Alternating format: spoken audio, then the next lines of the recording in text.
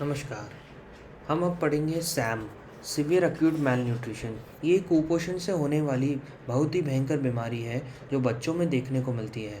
WHO के according 4 criteria है Sam को डायग्नोस करने के। सबसे पहला क्राइटेरिया है वेट इज़ टू हाइट। अगर ये -3 SD से कम आता है, जो कि इन दोनों चार्ट्स की मदद से हम निकालते हैं, तो हम बच्चे को सैम में बता सकते हैं। इन दोनों चार्ट्स को कैसे यूज़ करते हैं, इनका क्या कैसे प्लॉट करते हैं, इसके लिए मैंने एक सेपरेट वीडियो बना रखा है।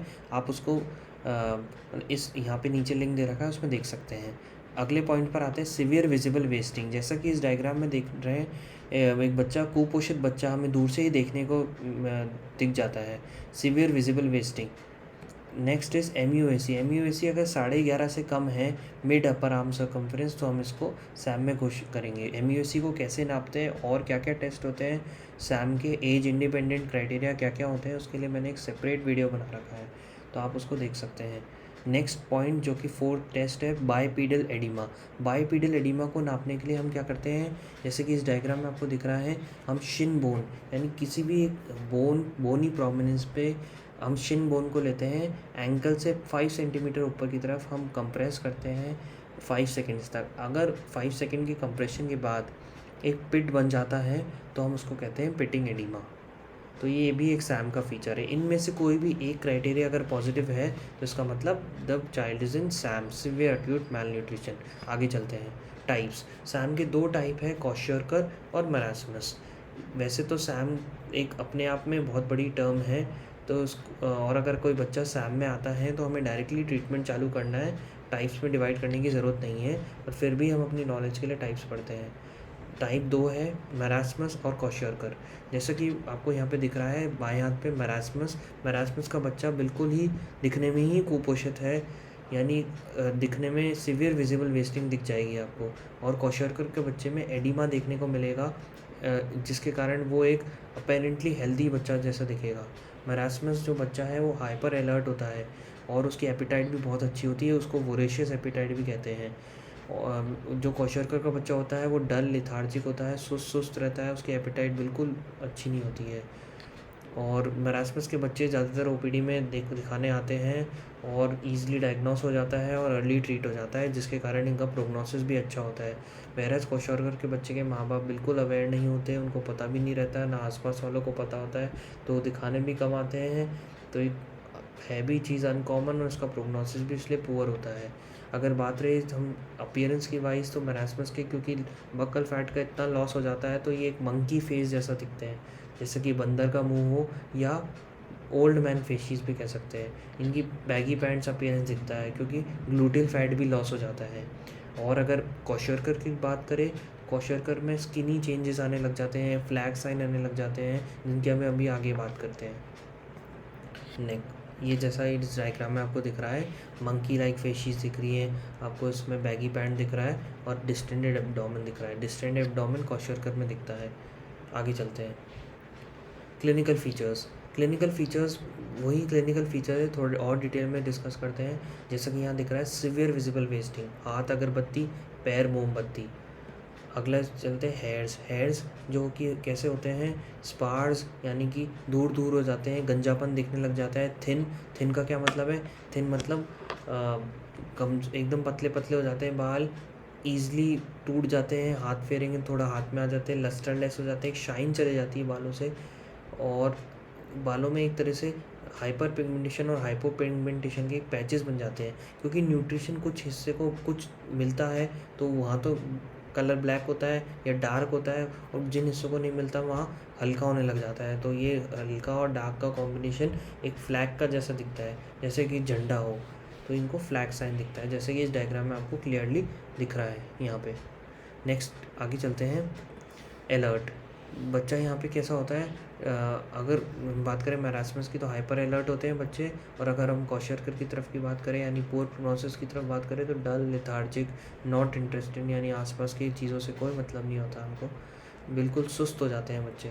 आगे चलते हैं। स्किन चेंजेस में देखा जाए तो हम यहाँ देखें तो हमारे जो हाइपर पिगमेंटेड नकल्स देखने को मिलते हैं, हाइपर पिगमेंटेड नकल्स, ये नकल्स यहाँ होते हैं, ये क्या इंडिकेट करते हैं, B12 की डेफिशिएंसी को इंडिकेट करते हैं। क्रैकिंग ऑफ स्किन भी देखने को मिल सकती है, फ्लैकी पेंट देखने को मिल सकते हैं।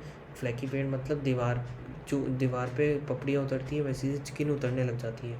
ऐसे ही जैसे फुटपाथ पे स्टोन होते हैं, फुटपाथ पे जो पत्थर होते हैं जिस हिसाब से रखे रहते हैं टेढ़े मेढ़े, वैसी स्किन भी टेढ़ी मेढ़ी फट जाती है, तो उसको क्रेजी पेमेंट डर्मेटोसिस कहते हैं।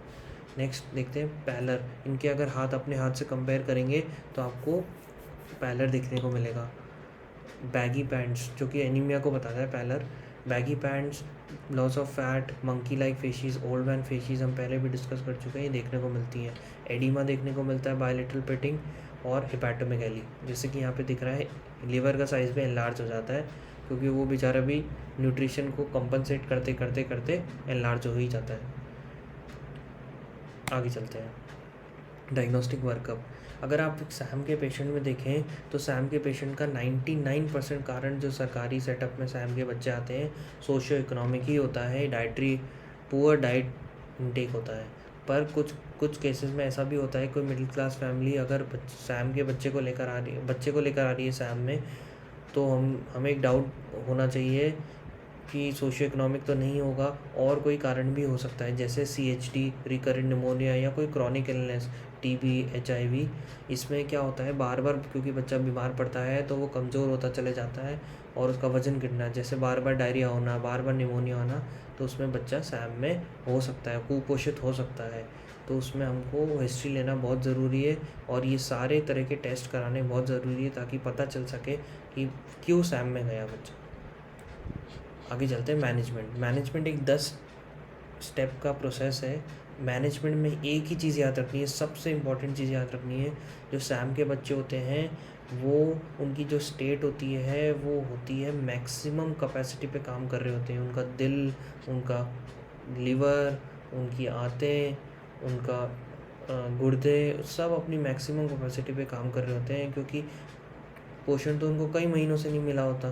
तो पोषण नहीं मिला होता तो दिल अपनी मैक्सिमम कैपेसिटी पे एनीमिया में पंप कर रहा है, लीवर अपनी मैक्सिमम कैपेसिटी पे न्यूट्रिशन को पंप कर रहे हैं। अगर हमने इसमें कोई जल्दबाजी करी, बहुत सारा न्यूट्रिशन दे दिया एक साथ, बहुत सारा फ्लूइड दे दिया एक साथ, तो ये डेट्रीमेंटल यानी बच्चे के लिए नुकसानदायक हो सकता है। अचानक से दिल, हार्ट CHF में जा सकता है बच्चा, यानी हार्ट फेल हो सकता है, लीवर फेल हो सकता है। तो इसमें हमको अप्रोच जो रखनी है वो रखनी है स्लो और स्टडी, धीरे धीरे, थोड़ा थोड़ा, थोड़ी थोड़ी देर से देना है, जैसे कि एक कछुआ है, और इसको धीरे धीरे करके बढ़ाते चले जाना है। तो चलो आगे चलते हैं, मैनेजमेंट देखते हैं। मैनेजमेंट में सबसे पहले होता है हाइपोग्लाइसीमिया, क्योंकि हमें पता है कि हमारी जो डाइट है उसमें 70% जो है कार्बोहाइड्रेट्स है। अब जब 70% कार्बोहाइड्रेट्स है, इसका मतलब है कि majority of the portion carb ले रहे हैं, तो यानी कार्ब में तो कमी होगी, यानी ग्लूकोज की कमी मिल सकती है सैम के पेशेंट में। तो हमें आते ही सबसे पहले ग्लूकोज चेक करनी है सैम के बच्चे में। अगर ग्लूकोज कम है तो हमें D10 हमें मतलब ग्लूकोज देनी है उसको, और डाइट देनी है, ओरल देना है उसको ताकि उसकी शुगर बढ़ सके। तो हमें रेगुलर मॉनिटरिंग करनी है हाइपोग्लाइसीमिया की।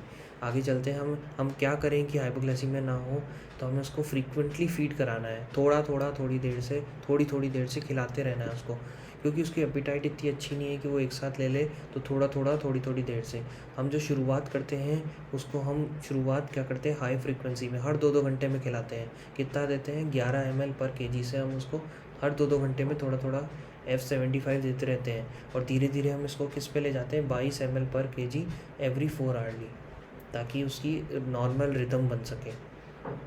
चलिए आगे बढ़ते हैं, हाइपोग्लाइसीमिया से हाइपोथर्मिया में क्या होता है, क्योंकि सैम का बच्चा है यानी सीवियर एक्यूट मैलनरिश्ड है, कोई फैट नहीं है, कोई प्रोटीन नहीं है, तो कोई इंसुलेटिंग लेयर नहीं है। तो अगर इनको जरा सी भी ठंड से एक्सपोजर हुआ या इनका इन्वायरमेंट का टेम्परेचर रेगुलेट नहीं हुआ तो इनको हाइपोथर्मिया होना ही होना है। तो हाइपोथर्मिया ऐसा भी देखा गया है जिन पेशेंट्स सैम के जो बच्चे हैं, क्योंकि इनमें फ़ैट तो है नहीं तो इनमें रिज़र्व भी कम है, जब रिज़र्व कम है तो हाइपोग्लाइसीमिया भी हो जाता है। तो अगर कोई सैम का बच्चा हाइपोथर्मिया में ठंड लग कर आ रहा है तो हमें उसकी शुगर सबसे पहले करनी है। ये सब होने के बाद हम अब बच्चे को रिवॉर्म करेंगे और टेम्परेचर रेगुलेट करेंगे। तो यानी कि सैम के बच्चे में फीड इंश्योर करनी है और टेम्परेचर रेगुलेट करना है। आगे चलते हैं, थर्ड, डिहाइड्रेशन भी बहुत इंपॉर्टेंट पॉइंट है, पर इसमें एक बात ध्यान रखनी है, सैम के बच्चों को हमको जल्दबाजी में गलत डायग्नोसिस नहीं करना, क्योंकि जितने भी सैम के बच्चे होते हैं उनमें बक्कल फैट लॉस होता है। तो अगर फैट लॉस है तो इसका मतलब आई संकन होगी, स्किन ड्राई लगेगी, स्किन पिंच भी डिले हो सकता है। तो ये सब फॉल्स अजम्पशन है डिहाइड्रेशन के। वेरएज़ अगर इनमें हमको पता करना है कि डिहाइड्रेशन है कि नहीं है, तो उसका बेस्ट तरीका है पता करने का, म्यूकस, ओरल म्यूकस ड्राई हो जाएगी, और जैसे ओरल यहाँ पे दिख रही है, ओरल म्यूकस ड्राई हो जाएगी। दूसरा थ्रेडी वीक एंड थ्रेडी पल्स हो जाएगी। तो इनमें अगर ये देखने को मिल रहा है along with other science of dehydration, तो 100% डिहाइड्रेटेड है। और इसमें हम बेस्ट जो ट्रीटमेंट करते हैं सैम में, वो हम कहते हैं oral rehydration is the best. चाहे हमें वो एनजी डाल के रिहाइड्रेट करना पड़े, यानी नेज़ोगैस्ट्रिक नली डाल के रिहाइड्रेट करना पड़े। आईवी हमें यूजुअली अवॉइड करना चाहिए सैम में। तो अब हम देखते हैं कि सैम में कन्वेंशनल के मुकाबले थोड़ा सा रिहाइड्रेशन अलग होता है। उसके लिए हम क्या यूज़ करते हैं देखते हैं। उसको कहते हैं रेसीमल या रीसोमल, जिसको कहते हैं रिहाइड्रेशन सोल्यूशन ऑफ मैलनरिश्ड। ये थोड़ा सा डिफरेंट होता है एक नॉर्मल सोल्यूशन के। इसको मॉडिफाइड ओआरएस भी कहते हैं, MORS के नाम से भी मिलता है ये। तो आगे चलते हैं, ये बनता कैसे है, क्या यूज़ है इसका। रीसोमल मार्केट में रीसोमल के नाम से भी मिलता है, पर ये क्योंकि इतना कम अवेलेबल है मार्केट में, इसलिए हम इसको बनाने का एक तरीका देखते हैं शॉर्ट में। हम कैसे घर में इसको बना सकते हैं, क्लिनिक में कैसे बना सकते हैं। कुछ नहीं, एक पैकेट नॉर्मल ORS का लेना है, उसको 10 चम्मच चीनी डालनी है उसमें, एक पैकेट लेना है बोल में, और 10 चम्मच चीनी डालनी है, यानी 50 ग्राम शुगर डालनी है। उसमें हमको 45 ml KCl, 45 ml KCl डालना है, और 2 लीटर पानी मिलाना है। तो इससे हमारा क्या बनेगा, रीसोमल या MORS बनेगा, जो कि हम सैम के बच्चों में देंगे। ये ध्यान रखना है, ये किस में यूज़ करना है, जब माइल्ड टू मॉडरेट डिहाइड्रेशन मिल रहा है हमें, और या जब भी बच्चा डायरिया हो रहा है सैम के बच्चों में, तो उनको रिहाइड्रेट या उनका डिहाइड्रेशन से बचाने के लिए है। अच्छा, आपने इसमें एक चीज़ नोट करी होगी, हम इसमें पोटेशियम अलग से मिला रहे हैं। तो जो भी सैम के बच्चे होते हैं उनमें एक की कंसेप्ट है, याद रखना है कि उनकी सैम एक ऐसी कंडीशन है जिसमें सोडियम बढ़ा हुआ होता है और पोटेशियम कम होता है। तो सोडियम ज़्यादा है, पोटेशियम कम है। तो एक Sam is a state of increase sodium and decrease potassium. तो हमें इनमें क्या करना है, सोडियम कम देना है, पोटेशियम ज़्यादा देना है। तो आप जैसा कि इस ग्राफ में आपने देखने को है कि पोटेशियम की जो अमाउंट है, हमने पोटेशियम की अमाउंट को जस्ट डबल कर दिया है, और वेराज सोडियम की अमाउंट को हमने जस्ट आधा कर दिया है नॉर्मल अमाउंट के। तो ये हमारा कंसेप्ट है रीसोमल का। आगे चलते हैं, इलेक्ट्रोलाइट्स में जैसा भी हमने बैलेंस कर दिया। पोटेशियम के लिए हम सप्लीमेंट देते हैं पोटेशियम का, यूजुअली 3 to 4 मिली इक्विवेलेंट्स पर kg पर डे से फॉर 2 वीक्स। मैग्नीशियम का वो देते हैं 50%, तो हम IM लगा देते हैं, बाकी का हम मिल्क में मिला के या F75 में मिला के देते हैं। और कैल्शियम सप्लीमेंट देते हैं 2.5 ml या 5 ml TDS। और सोडियम को अलग से कोई सप्लीमेंट नहीं देते, जो नॉर्मल डाइट में जाता है वो जाता है। इन्फेक्शन को देखते हैं। जो सैम में बेसिकली इन्फेक्शन के जो नॉर्मल पैरामीटर्स होते हैं, जैसे फीवर हो गया, टेकीकार्डिया हो गया, या कोई लोकल साइन हो गया जैसे, तो इनमें क्या होता है, वो मिलते नहीं है बिकॉज ऑफ डिक्रीज इम्यूनिटी ही कम होती है, तो कुछ रिस्पॉन्स ही नहीं आता बॉडी का इन्फेक्शन के प्रति। तो इसलिए हमको इन सब का हम वेट नहीं कर सकते कि फीवर आएगा फिर हम एंटीबायोटिक देंगे। तो इनमें हमको एंटीबायोटिक तो देनी ही देनी है सैम के बच्चों में। नेक्स्ट पॉइंट देखते हैं। अच्छा, इनमें हमको क्या है, एंटीबायोटिक तो देनी है, पर हमको इन्वेस्टिगेशन भी कराना है, क्योंकि वो फीवर का कारण कुछ भी हो सकता है। TB भी हो सकता है, कोई बैक्टीरियल इन्फेक्शन भी हो सकता है, एनीमिया के कारण, एनीमिया भी एक तरह से इनमें मिलता है। तो क्या वो सीवियर एनीमिया है, वेरी सीवियर एनीमिया है, तो हमको ब्लड चढ़ाना है नहीं चढ़ाना। तो उन सबको हमको एक routine investigation and thorough investigation कराना पड़ता है। आगे चलते हैं, माइक्रोन्यूट्रिएंट्स सैम में बहुत ही इंपॉर्टेंट है। माइक्रोन्यूट्रिएंट्स को हमको ध्यान रखना है कि दुनिया में जितने भी माइक्रोन्यूट्रिएंट आते हैं सब देने हैं, सिवाय आयरन के।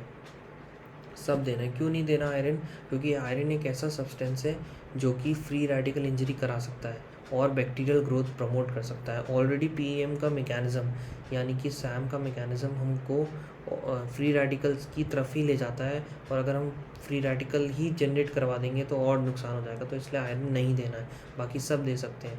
पर आयरन हमको जब रिहेबिलिटेशन फेज़ में आ जाए या आफ्टर 7 days शुरू कर सकते हैं, क्योंकि आयरन अल्टीमेटली एनीमियाज करेक्ट करेगा। तो 7 days बाद देना है आयरन। आगे चलते हैं विटामिन ए 0, 1 और 14 डेज़ पे देना है। डोज एज अकॉर्डिंग होनी चाहिए। विटामिन के भी दे सकते हैं 2.5 मिलीग्राम IV लगाते थे हम या IM।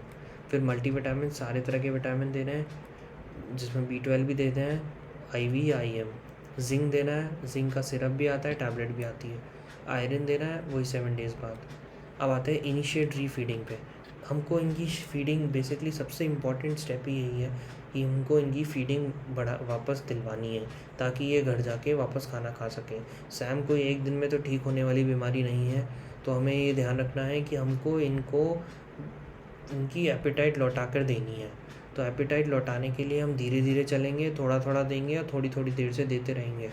तो उसके लिए हम स्मॉल एंड फ्रीक्वेंट देते रहेंगे। और कौन सी डाइट से शुरुआत करेंगे? F75 से। F75 का मतलब होता है fraction of 75, that is 75 kilo calorie 100 ml diet में।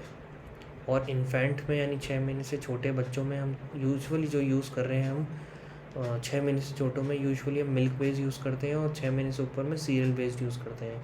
मिल्क में हम प्योर मिल्क ही लेते हैं। कैसे बनाते हैं हम एक सेपरेट वीडियो में बताऊंगा मैं आपको। अच्छा, हर 100 ml में 75 किलो कैलोरी मिलेगी और 1 ग्राम प्रोटीन मिलेगा आपको इसमें।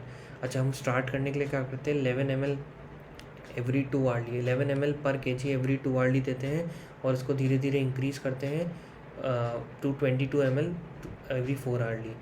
एम क्या है हमारा? कम से कम 80 से 100 किलो कैलोरी रोज़ाना चले ही जाए शरीर में। फिर हमको ये ध्यान रखना है, ज़्यादातर जो भूल जाते हैं कि रात को सो गए, जैसे हमने माँ बाप रात को सो गए और उन्होंने डाइट दी नहीं, तो सुबह बच्चा हाइपोथर्मिया और हाइपोग्लाइसीमिया में मिलता है।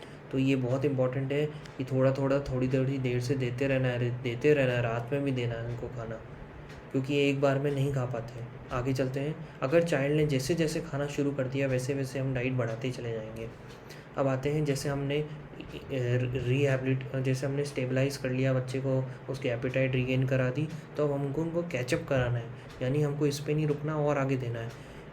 इसको हमको क्या करना है? बेसिकली फूड को और डेंस करते जाना है हमको फूड को, क्योंकि एक लिमिट है इनकी लेने की भी। तो हमको एक तरह से, अगर एक टिप है, हमें बहुत इंपॉर्टेंट टिप है कि कैलोरी डेंस फूड होना चाहिए। जितना भी हम दे रहे हैं उसको डेंस फॉर्म में देना है। जैसे एक चॉकलेट बार होती है जिसमें छोटी सी चॉकलेट में बहुत ज़्यादा कैलोरीज होती है, ऐसे ही हमको इन्हें एक कैंडी सी, एक बार सी देनी है ताकि इनको अपनी ज़रूरत के अकॉर्डिंग एनर्जी मिल सके। तो अब हम क्या करेंगे? कॉन्सेंट्रेशन ऑफ कैलोरीज बढ़ा देंगे। जैसे F75 से F100 कर देंगे, तो F100 करते क्या हो जाएगा? 100 किलो कैलोरी। इसमें हम प्रोटीन की मात्रा डबल कर देंगे, 2 to 3 ग्राम पर 100 ml। और हम इससे हमको क्या कैलोरी अचीव करने को मिलेगी? जो हम पहले 80 to 100 पे था, अब हम 150 पे ले जाएंगे उसको, ठीक है। और हम टोटल जो पूरे दिन का हमको अज्यूम करना है 150 ml पर kg पर डे से इनको पूरा का पूरा देना है फ्लूइड। तो हम क्या करेंगे इसमें? धीरे धीरे 2 आवर्ली 4 आवर्ली तक ले जाएंगे उसको और इंश्योर करेंगे कि वो फीड ले। ये F100 F75 हम लोकल लेवल पे ही प्रिपेयर करेंगे। नेक्स्ट आगे चलते हैं RUTF पे।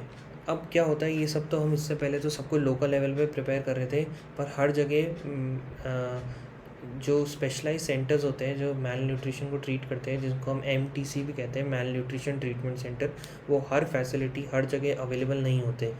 तो हम क्या कर सकते हैं? अगर बच्चा हमारे पास आता है तो हम उसको स्टेबलाइजेशन फेज़ प्रोवाइड करें, हम उसको इतना ले कि उसकी एपेटाइट रीगेन हो जाए, हम उसको एंटीबायोटिक, डिहाइड्रेशन, हाइपोथर्मिया और हाइपोग्लाइसीमिया करेक्ट कर लें, और उसके बाद हम जब वो रिहैबिलिटेशन फेज़ में आए तो हम उसको घर भेज सकें with ready to use therapeutic food. ये कुछ नहीं है, एक कैलोरी डेंस फूड है, एक तरह की कैंडी है, एक तरह का पेस्ट है जिसमें बहुत सारी कैलोरी है थोड़े छोटे से अमाउंट में।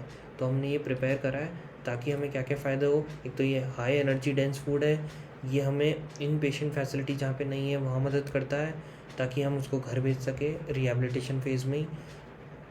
हॉस्पिटल स्टे को कम कराता है, होम बेस्ड मैनेज को प्रमोट करता है, और दूसरी बात, ये जो ready to eat therapeutic food है ख़राब भी नहीं होता जल्दी से, वेरएज़ F75 F100 बहुत जल्दी ख़राब हो जाते हैं।